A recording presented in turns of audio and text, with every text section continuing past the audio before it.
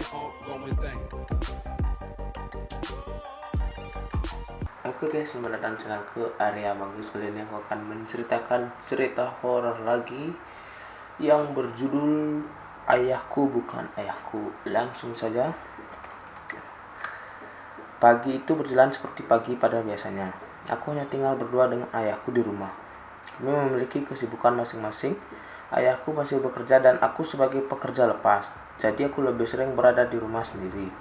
Rumahku adalah tipe rumah seperti rumah lainnya karena berada di perumahan kecil daerah Godean, Yogyakarta. Sebelah barat rumahku adalah rumah lawas milik warga kampung di sini. Di sebelah timur rumahku masih kebun bambu yang menjulang tinggi. Kebun bambu ini pernah beberapa kali diberi lampu oleh warga sekitar agar tidak begitu gelap saat malam hari. Tapi sayang, setiap kali diberi penerangan, tidak sampai 3 hari lampu selalu mendadak mati. Bahkan beberapa kali pernah meledak tanpa sebab yang diketahui. Suatu hari, tukang listrik didatangkan. Tidak ada masalah sama sekali, baik dari alirannya atau faktor lain baik-baik saja. Ket bien kene iki ras senang pepadang. Seorang simbah menyetuk saat aku dan warga sekitar memperbaiki lampu bersama tukang listriknya. Dari dulu tempat ini tidak suka dengan penerangan. Aku sempat bertanya dengan salah satu warga mengenai siapa beliau. Dia menjawab mungkin warga kampung sekitar perumahan bawah, tapi sepertinya tidak yakin karena mimik mukanya masih mengingat-ingat. Setelah aku bertanya, aku mencoba mencari simbah yang tadi. Ia sudah tidak terlihat lagi di antara kami. Mungkin sudah pulang ke rumahnya, pikirku. Hari berlalu. Sore mendung makin merapat. Awan menghitam diiringi bunyi petir saut menyaut. Hujan kali ini dimulai cukup deras dengan berangin. Aku tengok keluar jendela, penasaran seperti apa deras hujan di luar. Kusibakan gorden di kamarku, daun pohon palam di depan rumahku bertebangan. Bahkan seng yang menutupi garasi rumah tetangga depan rumahku sangat riuh. Kemudian aku mengalihkan pandangan ke timur. Ada sesuatu yang menarik pandanganku. Di antara pohon-pohon bambu yang rimbun, aku seperti melihat simbah yang tadi siang. Dia berjalan di tengah kebun bambu dengan memakai baju serba hitam, kain hitam seperti sarung, belangkon hitam tanpa menggunakan payung. Ngapain dia di sana sore hujan deras begini? Terlebih sudah tua, terlihat dari raut mukanya, mungkin sekitar 70 tahunan. Aku lihat jam pukul 17.36, bentar lagi maghrib dan gelap. Aku tutup gorden lalu bergegas mengambil payung untuk simbah. Aku berjalan menuju kebun bambu, sayup-sayup aku mendengar sebuah terbang yang saat aku berjalan dekat suaranya semakin jelas. Hawa anyway pegat mudia rongin budiayu margane suka basuki dimen di luar kang ningayun kalising pegawai sisip ingkang taberi prihatos. Aku tidak memperdulikannya, itu pasti mbah tadi yang menembang, pikirku. Mbah, aku panggil beliau tapi tidak ada jawaban. Aku beranikan masuk ke kebun meski kecil tapi cukup gelap dan ngeri ditambah hujan saat ini mengguyur. Suara tembang masih terdengar. Aku berputas menyimbangkan satu demi satu ranting atau daun yang menghalangi jalanku. Jalan tetap sambil memanggil. Aku mencari keberadaan simbah tadi. Aku cari sumber suara tembangnya, tapi simbah tidak kunjung ditemukan. Sedang sibuk mencari lalu, tiba-tiba ngopo ning kene sambil pundakku ditepuk. Kaget dan aku menengok ke belakang, ternyata ayahku mau ngoleki simbah mlebu kene kok rayono, jawabku sambil sedikit gemetar karena kaget. Eranya saat itu tembang sudah tidak ada lagi terdengar. Aku pulang ke rumah membuntut ayah sambil sesekali menengok ke kebun tadi. Saat tengokan ketiga, aku melihat simbah tadi menghadapku dengan pakaian serba hitam dan mata yang menyala kuning kehijauan. Giginya menyerengai. Aku lari sejadi-jadinya menyusul ayahku masuk ke rumah. Ki ngopo, kamu kenapa, tanya ayahku. Kai kok aku mau ndelok simbah si tak goleki tadi mendene rupane itu aku tadi lihat simbah yang aku cari. Mukanya jadi menakutkan. Kowe kakean nonton film, adus kono. Kamu kemana nonton film? Sana mandi. Malas ayahku. Mandi, makan malam, dan malam berlanjut seperti biasanya. Aku dan ayah juga tidak banyak bicara karena memang tipikal beliau kalau tidak diajak ngomong juga bakal diam aja. Malam berlalu, kantuk mulai mengelahiti mata. tapi aku putuskan untuk tidur lebih cepat. Jam 1 aku terbangun karena haus. Sambil kriip-kriip, aku menuju kulkas untuk ambil minum. Membuka pintu, berjalan pelan-pelan melewati kamar ayahku. Aku mendengar suara berbisik dari dalam kamar ayah. Mungkin sedang telepon seseorang, pikirku. Aku lanjut berjalan menuju dapur ambil minum di kulkas. Lagi minum kok ada bau melati. Penasaran, aku cari sumber aromanya. Pelan aku ikuti masuk ke ruang tengah dan aroma itu menuju kamar ayah. Dengan pintu yang sedikit terbuka, sedari tadi aku bangun. Suara berbisik itu masih terdengar. Aku coba untuk lebih hikmat mendengarkan. Kurang lebih seperti ini. Ari-ari getih pusar saking kadang sungkang ora katon la ora karawatan. Kutawa kadang isung kadang metu saka ing margaina lan kang ora metu saka ing margaina. Serta kadang isung kadang metu marengan sadina kabeh pada sempurna nirmala waluya ing kahang tertib dening kawasa ningsung. Entah apa yang dilafalkan, suasana sekitar kamar juga berbeda. Bau melati semakin menyeruak, ditambah bau amis yang sepertinya tidak asing. Ya, aroma darah. Dan dari siluet kegelapan di dalam kamar, aku melihat di depan ayahku sebuah keris yang berdiri menancap pada sebuah benda seperti boneka, tapi seperti binatang. Tapi entahlah, tidak jelas karena di dalam kamar cukup gelap, hanya terlihat siluet. Dan sampai saat ini ayah mungkin tidak menyadariku ada di sana. Aku yang tengah fokus mendengarkan dan menerka apa yang ada di depan ayahku. Tiba-tiba dari dalam ayah menghentak keras keris itu dan angin cukup kencang merembus dari dalam kamar keluar. Pintu menutup dengan kencang. Aku kaget dan masuk ke kamarku lagi. Menutup pintu sangat hati-hati supaya tidak terdengar dari kamar ayahku. Aku naik keratnya dan mencubit tanganku. Sakit. Oh, berarti ini bukan mimpi atau halusinasiku. Tapi apa yang ayah lakukan? Aku bertanya dan mencari tahu apa. Saking penasarannya, aku coba mencuri dengar dari tembok yang menghubungkanku ke kamar ayah, tetapi tidak ada hasilnya. Hanya bisik tidak jelas yang sangat pelan ku dengarkan. Aku menyerah kembali ke ranjang. Tiba-tiba listrik di rumahku padam. Aku coba tengok keluar jendela, semua listrik tetangga juga padam. Oh, pemadaman bergilir, pikirku. Aku putuskan untuk tidur daripada pusing-pusing bertanya sendiri. Ketika aku siap tidur, cekrek. Handal pintu kamarku ada yang membuka. Aku cepat pura-pura tidur dengan masih sedikit mengintip. Pintu dibuka karena listrik padam, jadi sangat gelap, tidak terlihat apapun. Aku coba melirik lebih jeli. Ada bayangan membentuk perawakan pria dewasa. Pasti ayahku, kupikir. Aku sedikit lega. Mungkin dia mengecek apakah aku lelap atau terbangun saat listrik padam tanpa dari tengah malam begini. Tapi kok bayangan itu mendekat. Ini bukan perawakan ayahku. Semakin dekat badannya besar, gempal, sedikit membungkuk dan berbulu di seluruh tubuhnya. Tidak ada sorot mata yang memantul. Ini siapa di dalam hatiku. Aku hanya berdoa dalam hati yang aku bisa kenanya dan mencoba tetap tenang agar tidak merasa bahwa aku sedang berpura-pura. Bayangan itu semakin dekat. Aku merem, sedikit mengintip. Dia tetap berjalan mendekatiku dan lampu hidup. Wajahnya sudah di depanku, hitam penuh bulu, bertaring panjang, matanya tertutup bulu, atau entah tanpa mata. Dengusan nafasnya kencang.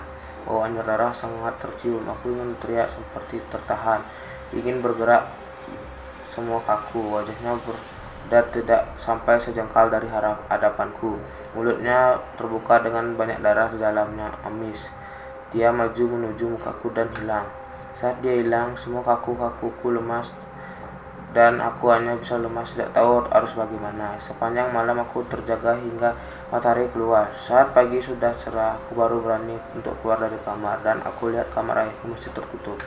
Masih tidur, pikirku. Jam menunjukkan pukul 6.45 seperti rutinitas biasanya. Aku merebus air dan mematikan lampu di rumah. Pagi berjalan seperti biasanya. Setelah sarapan, aku bergegas mandi. Sedang dimandi, pintu kamar mandiku diketuk, tok tok tok tok, lembut, tidak keras. Aku saut dari dalam, "Yo, nopo?" Tidak ada jawaban. Hingga aku matikan keras air. Aku tunggu jawabannya, tetap tidak ada jawaban. Kira aku mengecek apa ada orang di dalam batinku. Lalu melanjutkan mandiku. Selesai mandi, aku buka pintu dan menginjak sesuatu. Bulu. Aku menginjak bulu kasar hitam. Kudekati, kucermati seperti tidak asing. Ya, bulu ini seperti bulu yang ada di badan dan kepala makhluk aneh yang ada di kamarku semalam. Merasa ada tidak beres. Aku bergegas masuk kamar dan ganti baju. Saat keluar kamar, pintu ayah masih tertutup. Aku coba ketuk dan menawarkan sarapan tapi tidak ada jawaban. Aku memberanikan diri membukanya dan kosong, ranjangnya rapi, bantalnya rapi, aromanya pun tidak ada aroma melati menyengat seperti semalam. Tapi kemana ayahku? Aku cek motornya ke depan, tidak ada. Aku cek tas biasa ia bawa kerja, tidak ada. Mungkin sudah berangkat liputan atau kantor buru-buru sehingga tidak mandi. Hari itu aku full di rumah karena tidak ada janji keluar dan lainnya. Aku bersantai dengan menonton TV. Setelah pada zuhur, kejadian aneh-aneh mulai terjadi. Lagi santai nonton TV, tahu-tahu dipasangin di sudut ruang hidup. Loh kok? Mungkin pikirku ada error di colokannya sehingga dia hidup sendiri. Masih dengan positive thinking, aku lanjutkan nonton TV-ku. Posisiku saat ini di ruang tengah yang berbatasan langsung dengan ruang tamu tanpa sekat. Kipas angin hidup ini tidak pedulikan, kubiarkan saja karena hawa siang ini cukup panas. Tiba-tiba kursi kayu di ruang tamuku bergeser sendiri. Kursi itu berat, bahkan normalnya. Aku biasanya menggeser itu bersama ayah. Aku hanya menengok dan menunggu apa lagi yang akan terjadi. Tangan kananku mencoba meraih HP yang ada di sebelah kananku. Aku berniat untuk SMS temanku untuk menemaniku di rumah atau janjian untuk pergi keluar. Belum sempat aku mulai mengetik, sinyal TV berganti dengan sendirinya. Sekali mungkin error, 2 kali, ini kebetulan kepencet tombolnya, sinyal berganti sekali lagi, padahal remote TV di rumah tidak berfungsi. Jadi jika mengganti sinyal, kudu pencet tombol di TV-nya. Gak beres nih pikirku, lalu aku terburu-buru siap-siap pergi keluar entah kemana. Aku pergi ke warung Roni dekat rumahku, ngobrol seperti biasa dengan Mas Roni. Aku sempat bertanya-tanya soal Mbah Simbah yang aku lihat dan menyebutkan ciri-cirinya. Dia juga tidak kenal siapa beliau. Bahkan mengatakan tidak ada warga sekitar sini dengan ciri-ciri seperti itu. Terus aku lanjutkan mengobrol yang lain sampai menjelang maghrib. Saat aku akan pamit sempat ditahan Mas Roni. Mengko balik ojo pas maghrib, nanti dulu pulangnya jangan tepat maghrib. Rapopo Mas lanang kok, sahabatku gak apa-apa Mas, cowok kok. Ya wes, hati-hati, cedak au kate tetap bunga. Ya sudah, hati-hati meskipun tetap dengan dekat, tetap berdoa nasihatnya kepadaku. Kemudian aku bergegas pulang. Sebelum sampai 20 meter di rumahku sampai kebun bambu, aku melihat ada yang mengintip dari jendela, seorang perempuan. Tapi siapa? Kan rumah itu kosong, penghuninya pindah. Tanpa pikir banyak aku ngobrol sampai rumah. Buru-buru aku masuk tanpa salam. Ayahku di ruang tamu duduk membaca buku lusuh entah apa, ngopo prayon, ngapain lari-lari, tanya beliau tanpa memandangku. Kaining omah kosong ono woda itu, di rumah kosong ada perempuan dua aku makane. Nek balik suruh disenangi demit, jawabnya sambil tersenyum kejut memandangku. Makanya kalau pulang jangan sore-sore disukai setan. Tidak ada aku jawab. Kemudian masuk ke kamarku. Aku berdiam diri di kamar sibuk sendiri hingga tak terasa malam sudah larut. Aku lalu ingat motor belum aku masukkan ke rumah. Aku keluar kamar, suasana rumah sangat sepi. Aku ke depan dan memasukkan motorku. Sepi banget tuh batinku. Aku cari ayah, ternyata ada di dapur sedang merokok. Wes mangan, udah makan, tanya aku. Wes udah, jawabnya singkat sambil melihat langit-langit. Aku lihat rice cooker nasi sedari tadi pagi utuh. Kapan kok isi utuh? Kapan kok masih utuh? Mau tadi, jawabnya lagi. Mungkin makan jajan di luar. Aku kembali menuju kamar menghabiskan waktu membaca buku di ranjang. Waktu berlalu hingga tek 2 kali jendelaku dilempar seperti kerikil, disusul dengan rintihan seorang perempuan. Dulu Nelly, siapa yang tidak mendadak menciut. Belum sempat memberanikan diri, disusul lagi ada hihi, serikan perempuan meledek. Aku lihat keluar jendela kosong. Aku coba mencari memandang sekitar kosong. Aku mundur. Pada saat mundur, tepat di bayangan jendela yang memantulkan suasana dalam kamar, aku melihat seorang perempuan tanpa muka berbaju merah di atas lemariku. Refleks aku tengok ke belakang, melihat lemariku nihil, kosong.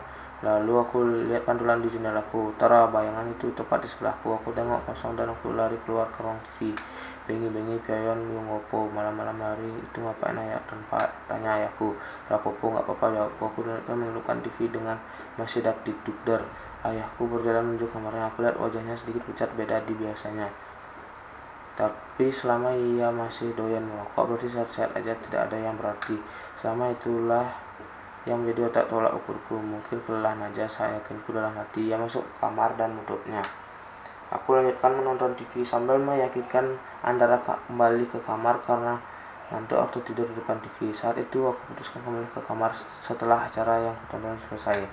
Karena tidur di depan TV resikonya semakin besar. Aku kembali ke kamar dan aku lihat pertama adalah pantulan di jendela aman, tidak ada apapun. Aku kemudian menutup korden jendela kamarku dan browsing bagaimana cara mengetahui siapa yang menggangguku di rumah ini. Hasilnya adalah aku harus tidur dengan kepala di utara, membawa sapu lilin dan hanya menggunakan celana dalam, dan tidur tepat di bawah belandara tiang penyangga atau rumah dalam bahasa Jawa. Memutuskan aku lakukan dengan berdoa dan berniat tunjukkan siapa yang mengganggu, dan apa saja aku tidur mengikuti petunjuk yang dianjurkan. Dan benar saja, tepat tengah malam di atasku seperti ada bayangan terbang ke sana kemari. Tubuhku gerah berkeringat. Padahal di luar hujan sangat deras. Aku mencoba tidak memperdulikan bayangan itu. Aku tetap berusaha tidur, tapi percuma. Kini tidak hanya bayangan hitam terbang, suara cekikikan, tangisan, dan rintihan mulai terdengar. Di pojok kamar muncul bayangan hitam seperti semalam. Sang makhluk berbulu di rumah membelakangiku. Disusul perempuan tanpa buka ongkang kaki di lemariku. Aku berdoa dalam hati sebisanya sekenanya, maka badan berkeringat dingin dan gemetar. Suara-suara semakin berani. Bahkan kali ini ada yang mengikuti doaku lebih lancar, seakan dia membaca apa yang aku baca dalam hati. Ada anak-anak kecil berlarian ke sana kemari, cekikikan, bercanda, dan satu orang yang menjadi kesalahanku membawa guling. Aku memang tidak bisa tidur tanpa guling. Membawa guling di sebelah kiriku. Anehnya guling ini semakin bau busuk dan basah. Aku tengok pocong hitam membelakangiku. Seketika aku bangun menggedor masuk kamar ayahku, tapi kosong. Ayahku kemana? Aku coba ingat-ingat. Ini hari Sabtu, jadwal ronda dengan warga. Pasti ya ronda dengan warga. Artinya aku di rumah sendiri dengan semua ini. Aku masih bersembunyi di selimut kamar ayahku, mencari akal agar aku lepas dari ketakutan ini. Tok, ada suara perempuan keluar untuk pintu kamar ayahku. Aduh, sopo menaiki. Aduh, siapa lagi ini, batinku. Aku memakai sarung dan kaos ayahku. Tidak sengaja aku melihat HP di atas meja. Bisa ada nomor Mas Roni. Setidaknya aku bisa hubungi bantuanku. Tut, nyambung. Ayo angkat. Halo, saud Mas Roni. Telepon Mas ning. Saiki aku mau balik. Suruh Saiki diganggu, tak tunggu. Mas, ke rumahku sekarang. Aku tadi pulang maghrib, sekarang diganggu. Jawabku, lalu aku tutup teleponnya. Setelah menelpon, aku berencana keluar kamar. Aku cari sapu atau apapun yang bisa aku jadikan senjata, meskipun aku tahu itu tidak dapat membantu apa-apa. Dapat sapu, aku buka kamar sambil menengok ke sekitar sepi. Aku berjalan di ruang tamu perlahan. Menepuk bahuku semua.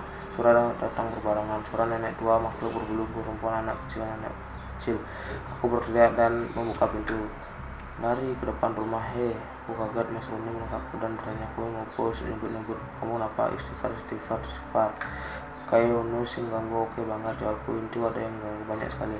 Endio, ayo menyebut mana? Ayo masuk, ajaknya aku dan Mas Roni masuk ke dalam kamar. Sepi, tidak ada apapun. Aku bercerita soal semuanya dan aku berniat melihat dengan syarat tidur dengan syarat sesuai yang dianjurkan. Tiba-tiba ada yang mengetuk pintu. Kami berdua bertatapan. Tok, kulu mohon permisi. Suara seorang laki-laki dari balik pintu. Aku mengodok Mas Roni untuk membuka pintu, lalu ia berjalan di pintu mukanya, dan yang tidak adalah Pak Gandung, teman ronda ayahku. Bapak dan Iliani pun kumpul dan pos. Nah, Bapak ada, lainnya sudah berkumpul di pos, tanya Pak Gandung. Baru mau aku jawab, suara ayahku melihat dari dalam kamar. Nggih Pak, keturun niki. Wow, iya Pak, ketiduran nih tadi lo. Kok tadi nggak ada siapa-siapa? Jawab ayahku memakai jaket dan sarung, lalu pergi dengan Pak Gandung. Laku yono bapakmu. Loh, itu sudah ayahmu, kata Mas Roni. Aku diam bingung mau jawab apa. Setengahnya masih tidak percaya apa yang kulihat. Wis nek ngono, aku pamit sayo. Ya sudah, kalau gitu aku pamit dulu ya, terus Mas Roni. Iya Mas, matur nuwun ya. Iya Mas, terima kasih, jawabku sembari membayarkan ia pulang. Aku menutup pintu dan menuju ke kamarku. Aku berniat tidur seperti biasanya. Apapun yang terjadi, aku akan tetap diam di dalam kamar rencanaku.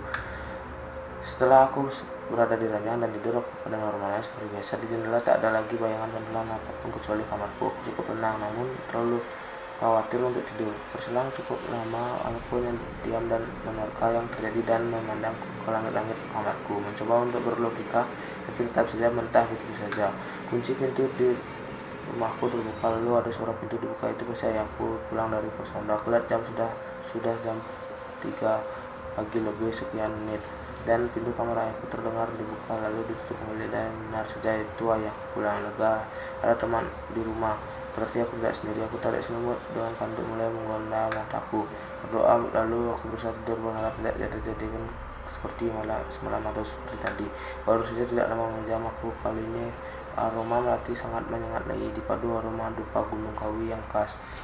Aku tidak peduli, batinku dalam hati masih berusaha tidur. Aromanya sangat menyengat dan mengganggu aku, tapi Aku sudah bertekad tidak akan keluar kamar mencari tahu apapun.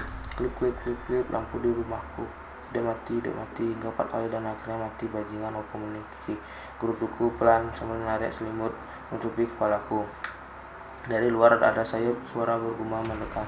Selain itu derap langkah kaki seperti rombongan datang dari arah barat rumahku. Entah apa yang mereka katakan tidak jelas. Aku penasaran, memutuskan untuk mengintip dari jendela kamarku. Mereka berbaris dua-dua, pakai baju merah seperti surjan tapi pendek, ikat kepala hitam, entah celana pendek atau kain pendek hitam tanpa alas kaki.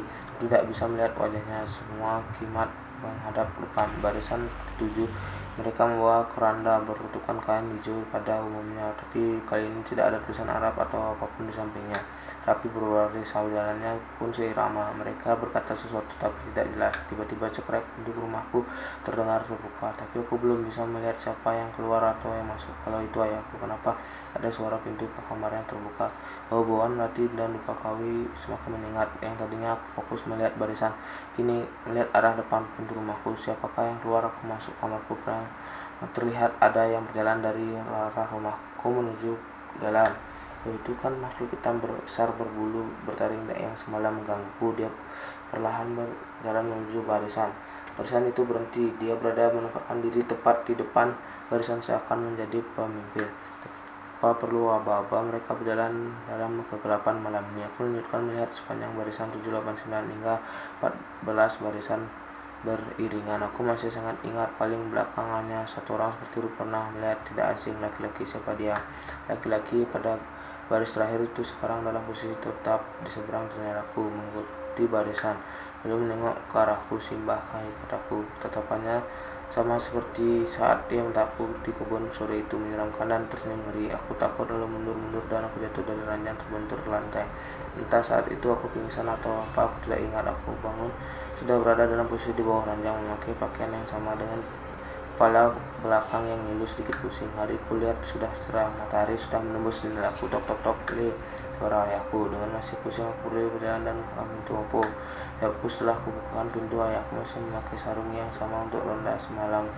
Aduh, bas ikir terteki, aku mandi, setelah ini aku antarkan aku, kata ayahku. Yo, jawabku singkat sedikit malas. Aku bergegas mandi dan bersiap. Singkat cerita, semua berjalan seperti biasa, tapi nasi di rice cooker masih sama seperti bekas terakhir aku makan. Berarti ayahku tidak makan sama sekali. Gelas bekas kopi dan rokok pun tidak ada. Apa yang sudah dibersihkan batinku? Aku dan ayahku sudah siap. Kami ke depan rumah. Pintu sudah dikunci. Aku menaskan motorku, memakai helm dan berkaca di spion sudah menjadi kebiasaanku. Ya, jangan adalah tidak ada bayangan ayahku di spion, padahal ayahku ada di belakang. Aku tengok ke ayah, dia ada. Melihat dia di spion tidak ada. 3 kali aku ulangi, ayo ndang, selak kawanan, ayo cepat keburu siangan. Buru ayahku, tidak pedulikan mungkin aku masih ngantuk. Aku bergegas mengangkat motor dan menceng ayahku. Melaju pelan melewati rumah-rumah lainnya sekitar 1-2 km di gang Ring Road Barat yang sekarang menjadi Universitas Aisyah. HP-ku berbunyi. Tidak aku lihat siapa namanya. Aku berhenti menepi. Langsung aku angkat saja. Halo, aku Mengku. Jam 12 betul ning bandara. Ya, motorku tak tinggal kantor. Lalu nanti jemput di bandara jam 12 ya. Motorku aku tinggal di kantor. Kemudian dimatikan les. Siapa? Tanyaku. Aku lihat dia, namanya panggilannya ayah. Aku refleks menengok ke belakang. Tidak ada siapa-siapa. Aku bergegas kembali ke rumah, merinding sejadi-jadinya. Di rumah juga tidak ada motor ayah, helm ayah, dan tas dan celana dan charger yang ia pakai sehari-hari tidak ada. Lah terus kepo ini ke sopo. Aku seketika teringat ayahku beberapa hari lalu berkata bahwa ada liputan di taman safari. Aku lihat di kalender benar saja sudah dilingkari hari kemarin dan hari lusa. Kaki lemas, badan lemas, dan tahu harus gimana lagi. Menjelang malam penjemputan, aku siap-siap menjemput ayahku di bandara. Aku bersiap di motor saat akan pergi. Aku lihat si makhluk hitam berbulu itu ada di jendela aku mengiringi ayahku ngebut pergi begitu saja. Beberapa hari yang tidak terlupakan di hidupku. Aku tidak cerita pada siapapun. Saat ini aku masih menempati rumah yang sama. Semua sudah banyak berubah. Kebun tebu yang dulu sekarang menjadi kos-kosan mahasiswa Universitas Aisyah. Tapi tetap ada satu kamar mandi yang jika diberi lampu pasti mati atau pecah. Sebenarnya mereka yang tak terlihat ada di sekitar kita, entah siang atau malam. Bahkan mereka tahu jika kita sedang menceritakannya. Mungkin ada di sekitarmu saat membaca salam. Ayahku bukan ayahku. Oke. Oke guys, cukup sekian video kali ini. Jangan lupa like, comment, dan subscribe. Dadah.